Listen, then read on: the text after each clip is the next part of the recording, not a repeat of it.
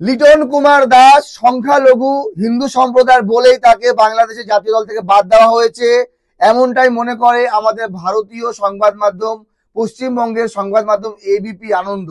লিটন কুমার দাস যদি সংখ্যালঘুর জন্য বাদ হয়ে থাকে, তাহলে সৌম্য সরকার কি ইসলাম ধর্ম গ্রহণ করেছে?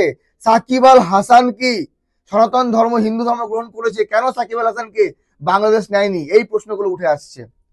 তো বিষয় হলো যে একজন ক্রিকেট প্রেমী হিসেবে এই নিউজ, এই সংবাদ আমি কখনোই মেনে নিতে পারি না। আমি মানতে পারবো না এই খবর।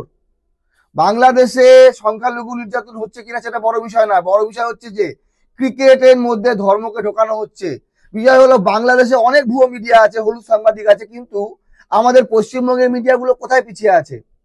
বিষয় হচ্ছে যে সংখ্যালঘু নির্যাতনের সঙ্গে একজন ক্রিকেটার সে জাতীয় দলে থাকবে কিনা এটা নিয়ে কিসের সম্পর্ক? লিটন কুমার দাস একজন ভালো ক্রিকেটার, সাকিব আল হাসান থেকে ভালো না। সাকিব আল হাসান যদি নিজের দেশে ঢুকতে না পারে, জাতীয় দলে জায়গা না পায়, বারবার কন্টিনিউ জায়গা না পায় যোগ্যতা থাকা সত্ত্বেও, তাহলে সেটা নিয়ে কেন ভারতীয় মিডিয়া, পশ্চিমবঙ্গের মিডিয়া কথা বলছে না? আমি একজন ভারতীয়, আমি মনে করি ক্রিকেটের মধ্যে রাজনীতি এবং ধর্ম যখনই ঢুকে যায় তখন ক্রিকেট ধ্বংসের দিকে যায়।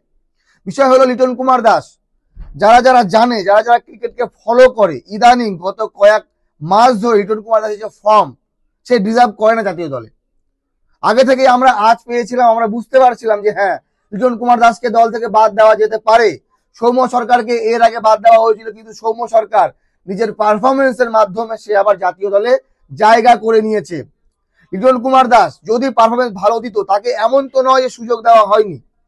লিটন কুমার দাস যদি সুযোগের কন্টিনিউ, ভালো কেউ খেলতে পারে না, কোনো ক্রিকেটার খেলতে পারে না, লিটন কুমার দাসও পারবে না, আমাদের ভারতের বিরাট কোহলিও পারছে না। কিন্তু বিষয় হচ্ছে একটা লিমিট থাকে সুযোগ দেওয়ার, সেই জায়গায় যদি কেউ সুযোগ না কাজে লাগায়, ব্যাপার হলো লিটন কুমার দাস যে কোনো দিন জাতীয় দলে ফিরবে বাংলাদেশের, হয়তো চ্যাম্পিয়ন্স ট্রফির পরেই ফিরবে, কারণ লিটন কুমার দাস বর্তমানে বিপিএল এ যেই লেভেলে খেলাটা খেলছে।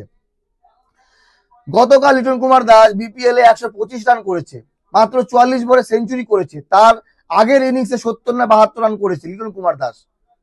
এই যে ফর্মে ফিরেছে লিটন কুমার দাস, এই ইনিংস গুলো গত যদি 5 ইনিংস হতো, ঢাকা ক্যাপিটালস গত 5 ম্যাচে হেরেছে, সেখানে লিটন কুমার দাস ব্যর্থ, একটা ম্যাচে ভালো খেলেছে।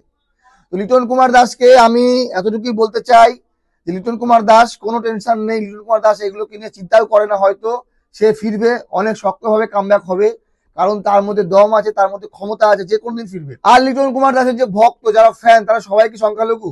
লক্ষ লক্ষ মুসলিম সম্প্রদায়ের মানুষ, ক্রিকেট প্রেমী, তারা ভালোবাসে লিটন কুমার দাসকে, তারা আন্দোলন করবে বলেছে লিটন কুমার দাসকে জাতীয় দলে নেওয়া হোক।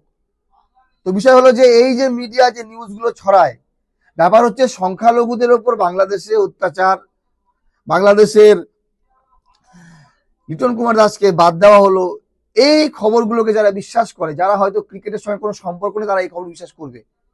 এগুলো তারা বিশ্বাস করবে যারা হয়তো ক্রিকেটের ব্যাপারে কোনো নলেজ নেই, যারা হয়তো ক্রিকেটকে ফলো করে না, যারা জানেও না লিটন কুমার দাস কেমন ক্রিকেট খেলছে ইদানিং। তারা শুধু এতটুকু জানে বাংলাদেশ জাতীয় দলের একজন প্লেয়ার লিটন কুমার দাস, সে সংখ্যালঘু সম্প্রদায়ের, কিন্তু বর্তমানে সে জাতীয় দলে নেই। এই যে একটা ধর্মীয় বিভেদ সৃষ্টি করার চেষ্টা হচ্ছে, এগুলোকে একদমই সমর্থন করবেন না। ভিডিওটি প্রচুর পরিমাণে শেয়ার করে দেবেন, আপনাদের মতামত জানাবেন। আপনাদের কি মনে হয় লিটন কুমার দাস শুধুমাত্র সংখ্যালঘু বলেই বাংলাদেশ জাতীয় দল থেকে বাদ পড়েছে? ভালো থাকবেন সবাই, অসংখ্য ধন্যবাদ।